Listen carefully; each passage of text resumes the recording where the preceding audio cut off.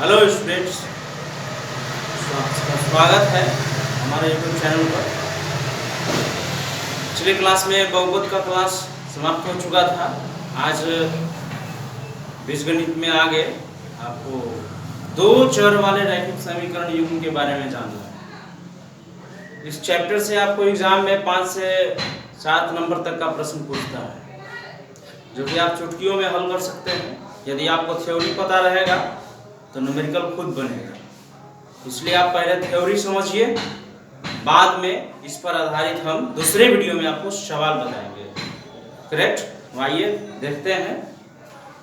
आप यहाँ देख रहे हैं लिखा हुआ है दो चर वाले रैखिक समीकरण तथा युग्म, यानी रैखिक समीकरण और तथा युग्म, ये दोनों दो चीजें हैं, समीकरण और युग्म। दो चर वाले रैखिक समीकरण की परिभाषा क्या होगी?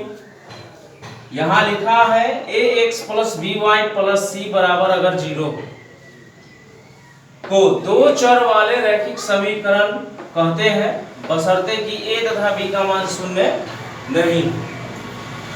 कहने का अर्थ क्या हुआ कि ax plus by plus c बराबर 0 जो है, इस रूप में अगर कोई समीकरण हो तो उसको हम दो चर वाले रैखिक समीकरण मानते हैं,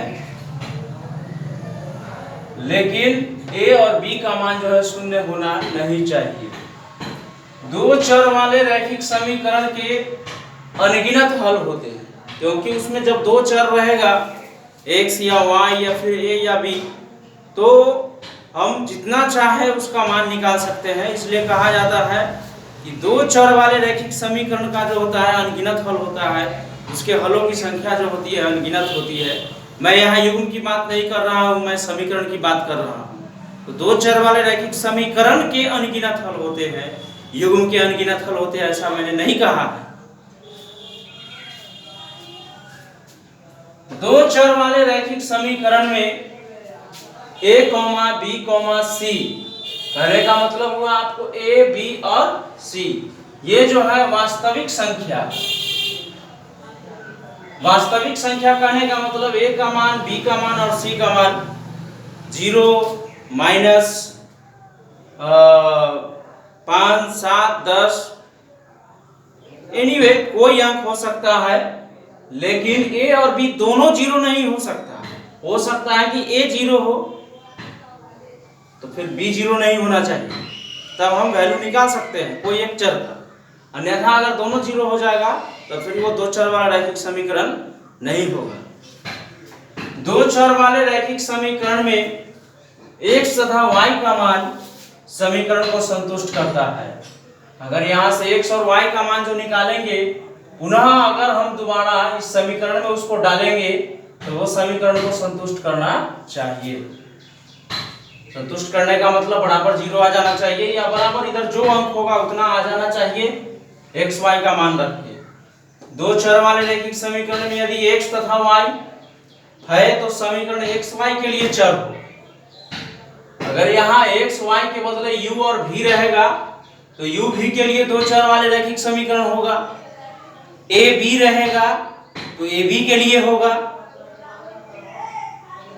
अब दो चर वाले रैखिक समीकरण को हल करने की जो विधियां हैं वो यहाँ 3 प्रमुख है: प्रतिस्थापन विधि, विलोपन विधि और वज्र गुणन विधि। इन 3 विधियों से हम दो चर वाले रैखिक समीकरण को हल करते हैं, और तीनों विधि में समीकरण युग्म का जो आंसर होता है समान आता है, उसमें कोई डिफरेंस नहीं होता है। मेरे कहने का मतलब हुआ कि दो चर वाले रैखिक समीकरण जो है वो अलग चीज है, और दो चर वाले रैखिक समीकरण युग्म जो है वह दूसरी चीज है। युग्म का मतलब होता है, वैसे दो चर वाले रैखिक समीकरण की संख्या 2 होनी चाहिए तब युग्म होगा, नहीं तो हम उसको युग्म नहीं कह सकते हैं। और जब तक युग्म नहीं होगा तो युग्म कहने का सवाल भी नहीं उठता है। अब आपको देखना ये होगा यहाँ पर कि प्रश्नों को एग्जाम में किस विधि से हल करने के लिए कहता है, उस विधि से आपको हल करना पड़ेगा। अगर एग्जाम में लिखता है कि दो चर वाले रैखिक समीकरण को प्रतिस्थापन विधि से हल करें तो आप प्रतिस्थापन विधि से हल करेंगे। अगर कहेगा निम्नलिखित रैखिक समीकरण युग्म को विलोपन विधि से हल करें तो विलोपन विधि से हल करेंगे। वज्र गुणन विधि से हल करें तो उस विधि से हल करेंगे। या कहेगा आपको जो विधि अच्छी लगती है, जो आपके लिए इंटरेस्टेड है, उससे हल कीजिए तो उससे भी आप हल कर सकते हैं। That's all. आप इस थ्योरी को कंप्लीट कर लीजिए। इसमें अभी और भी थ्योरी होना बाकी है, लेकिन पहले हम लोग जो है इन तीन विधि से दो चर वाले रैखिक समीकरण युग्म को हल करने का सीखेंगे। ठीक है। दो चर वाले रैखिक समीकरण में यदि x तथा y है तो समीकरण x तथा y के लिए चर होगा, और दो चर वाले रैखिक समीकरण जो है उसको हल करने की जो विधि है वो प्रतिस्थापन विधि है, विलोपन विधि है और वज्र गुणन। तो इसमें क्या होना चाहिए, दो चर वाले रैखिक समीकरण युग्म को हल करने की विधि, ये तीन विधि। युग्म की बात करते हैं फिर।